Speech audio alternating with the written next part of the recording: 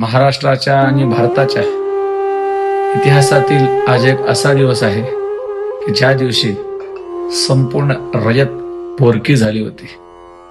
छत्रपती शिवाजी महाराजांना घडवणाऱ्या, शून्यातून स्वराज्य निर्मितीची प्रेरणा देणाऱ्या आणि वेळ प्रसंगी हातात तलवार आणि ढाल घेऊन शत्रूच्या छातडावर वार करणाऱ्या जिजाऊ माँसाहेबांनी आज जगाचा निरोप घेतला होता.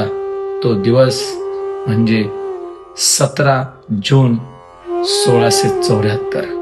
जगाचा निरोप घेऊन संपूर्ण महाराष्ट्राला हळहळ लावून जाणाऱ्या जिजाऊ माँसाहेबांना आज स्मृती दिनाच्या निमित्तानं त्यांच्या चरणी कोटी कोटी प्रणाम. वेळ असेल तर लिहा कमेंटमध्ये जय भवानी, जय शिवाजी, जय जिजाऊ.